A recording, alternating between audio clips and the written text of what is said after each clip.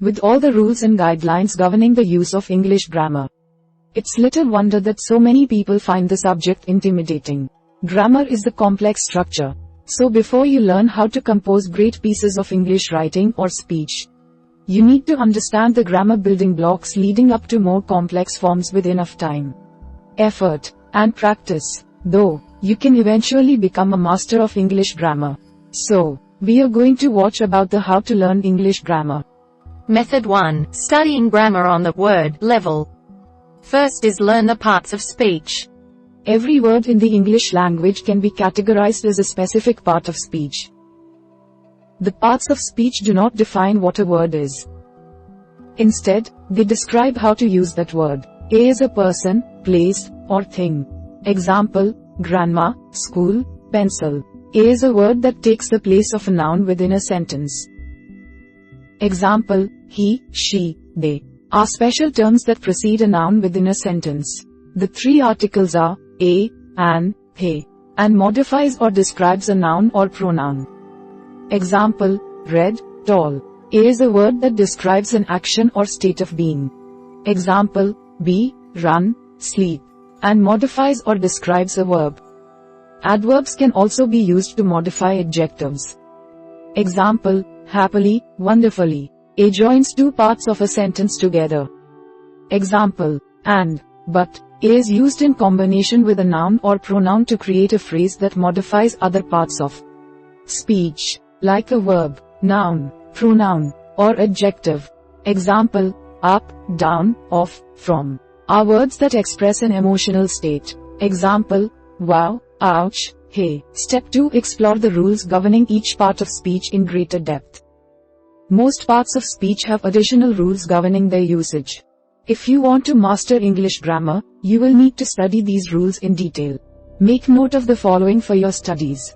Nouns can be singular or plural, proper or common, collective, count or non-count, abstract or concrete. Gerunds. Pronouns can be personal, possessive, reflexive, intensive, reciprocal, indefinite, demonstrative, interrogative, or relative. Adjectives can be used on their own, for the sake of making comparisons, or as superlatives. Adverbs are either relative adverbs or adverbs of frequency. Conjunctions are either coordinating or correlative. Verbs can be action verbs or linking verbs, main verbs or auxiliary, helping verbs. The articles a, and, an are indefinite, while the article the is definite. Finally, know how to write numbers. Single-digit numbers, 0 through 9, should be spelled out in word form, but double-digit numbers, 10 and up, should be written in numerical form. All numbers within a sentence should either be spelled out or written numerically. Do not mix and match. Correct example, I bought 14 apples but my sister only bought 2 apples. Incorrect example, I bought 14 apples but my sister only bought 2 apples. Never start a sentence with a number written in numerical form. Spell out simple fractions and use hyphens with them. Example, 1/2. A mixed fraction can be written numerically. Example, 5.5. Write decimals in numerical figures.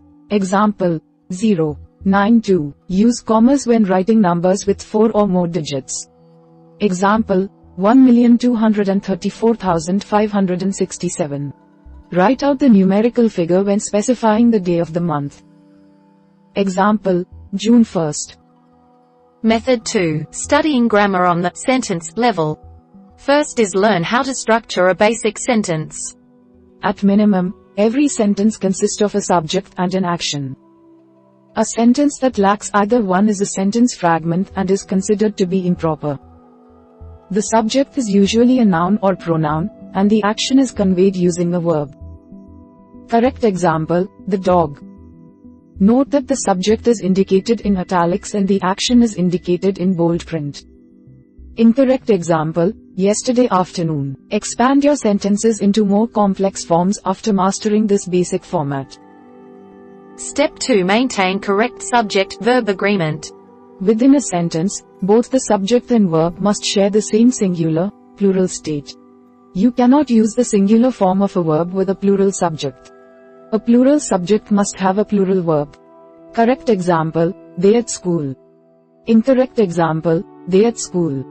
When two singular subjects are connected with the word and, he and his brother, the subject becomes plural. When connected by or, no, he or his brother, the subject is singular.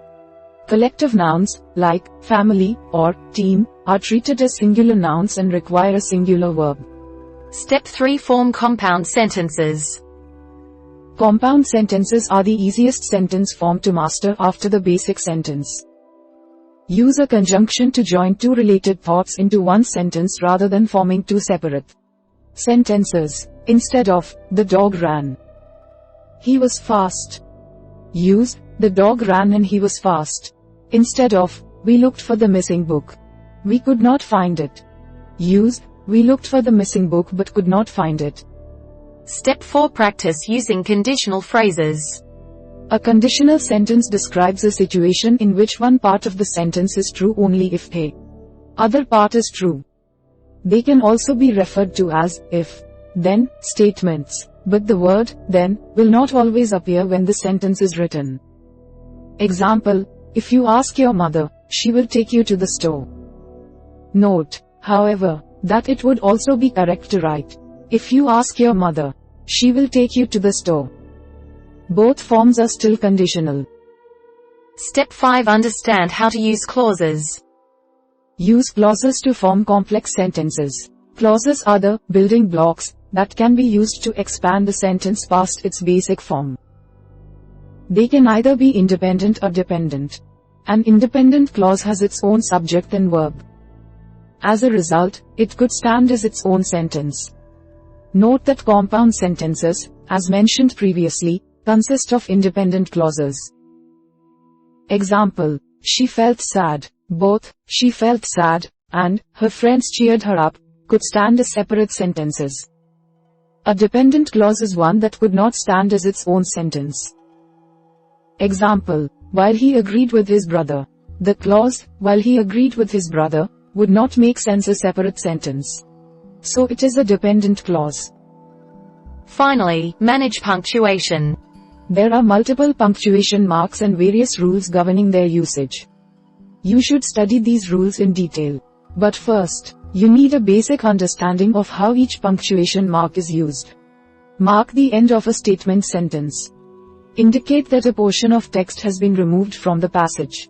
Separate words or word groups when a pause is necessary but a period is inappropriate.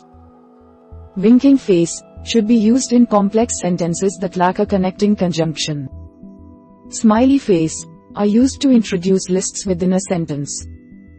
Opening parenthesis question mark are used at the end of a sentence when the sentence asks a question. Opening parenthesis exclamation mark are used at the end of a statement sentence to indicate surprise or emphasis. Separate words spoken by another person from the rest of the text.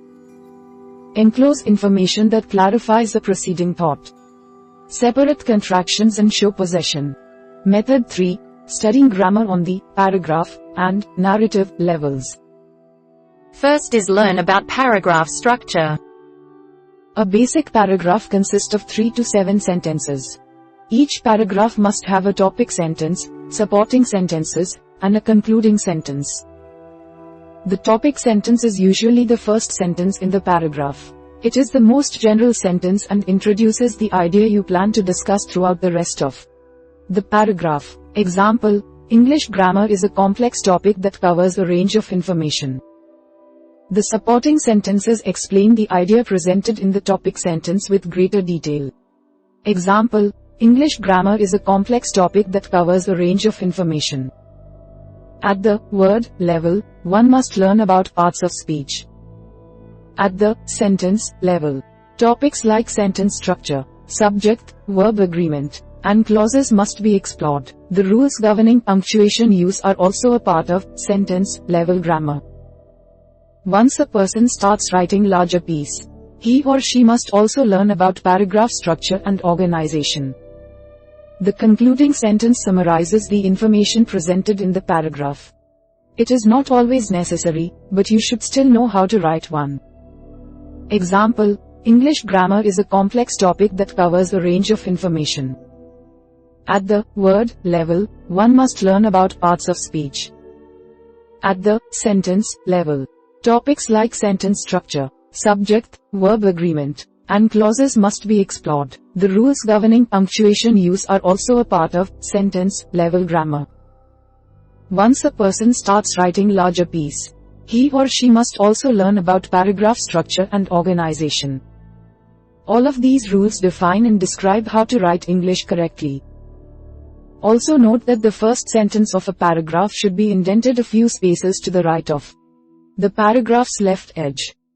Step 2. Vary sentences within a paragraph.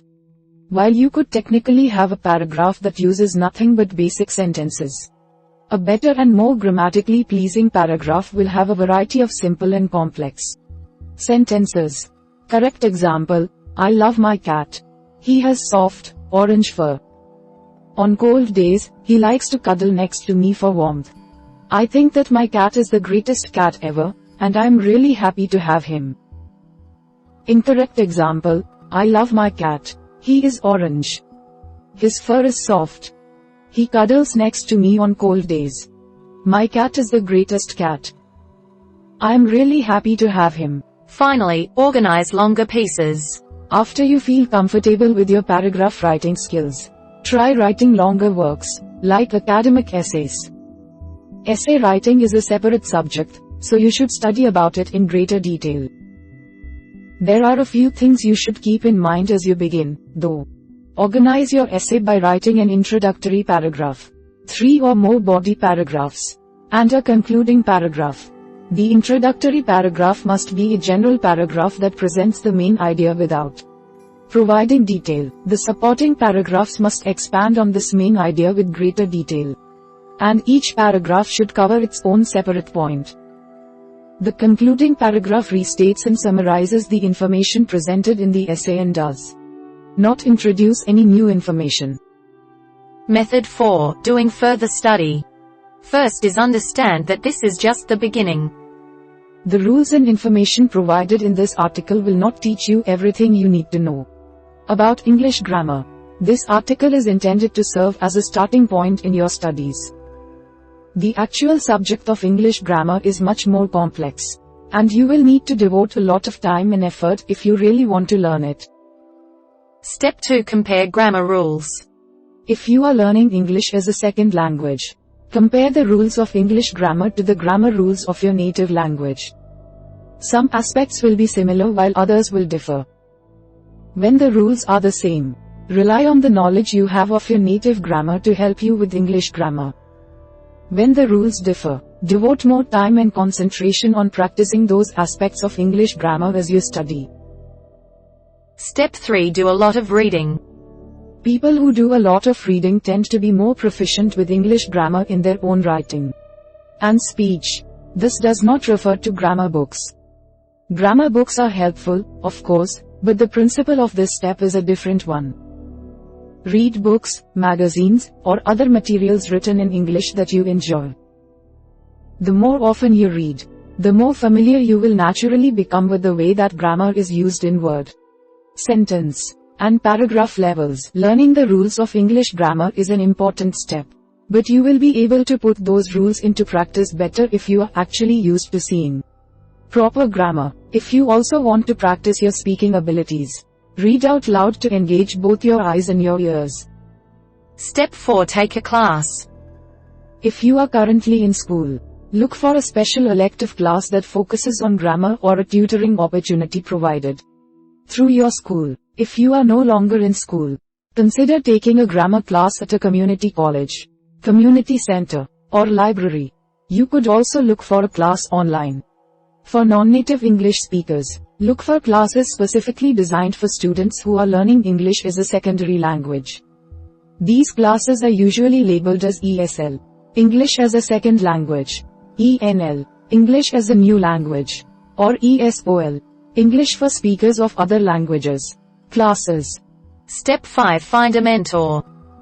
If formal classes do not help, find a mentor who can review grammar rules with you one-on-one. This mentor could be a teacher, professor, or professional tutor.